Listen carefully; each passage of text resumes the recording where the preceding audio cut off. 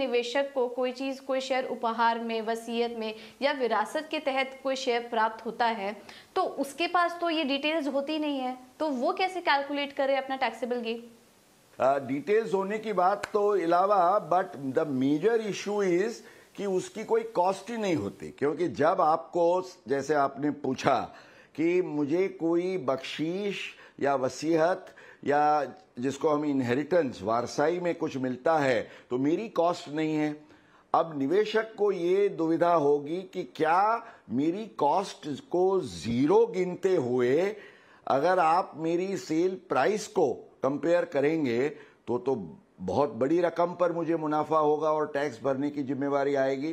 तो यहां Puja, there is a beneficial provision under the income tax act, उसको हमारे सब इन्वेस्टर्स को खास ख्याल रखना है। और वो ये है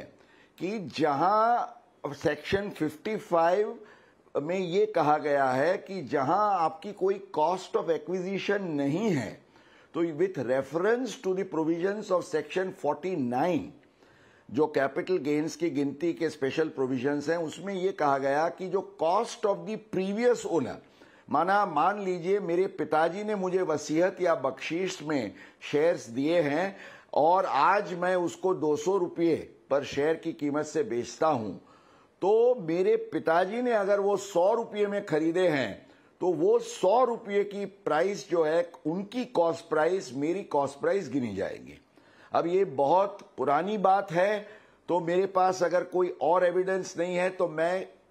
इन दी ऑल्टरनेटिव मैं जा सकता हूं ग्रैंडफादरिंग के प्रोविजंस पर,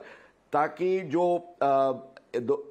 31 जनवरी 2018 पहले के शेयर्स हैं तो उसमें ये नियम लागू होगा। उसके बाद तो जैसे आपने बताया, ये कॉस्ट ऑफ एक्विजिशन का एविडेंस ये रखना बहुत जरूरी है। पूजा, एक और भी छोटी सी बात है जो हमारे दर्शक मित्रों को ख्याल में लेनी चाहिए, क्योंकि उससे बड़ा अच्छा प्लानिंग हो सकता है। मान लीजिए मुझे वसीयत में मेरे पिताजी ने जो शेयर्स दिए हैं वो कई सालों से वो होल्ड कर रहे हैं, और मुझे आज मिले शेयर्स अगर मैं एक दिन के बाद कल बेचता हूं, तो सवाल ये खड़ा होगा कि इसको लॉन्ग टर्म माना जाए या शॉर्ट टर्म। अब क्योंकि लॉन्ग टर्म का जो रूल है कि आपको 12 महीने होल्ड करना चाहिए, तो मैंने तो एक ही दिन होल्ड किया, पर इसमें भी जो सेक्शन 2 सबसेक्शन 42 कैपिटल ए का एक बहुत इंपॉर्टेंट प्रोविजन है, उसमें ये बात कही गई है कि जब मुझे कोई इस तरीके से, माना वसीयत, बख्शीश या विल के तौर से कुछ मिलता है, तो उस केस में जो पीरियड ऑफ होल्डिंग, माना वो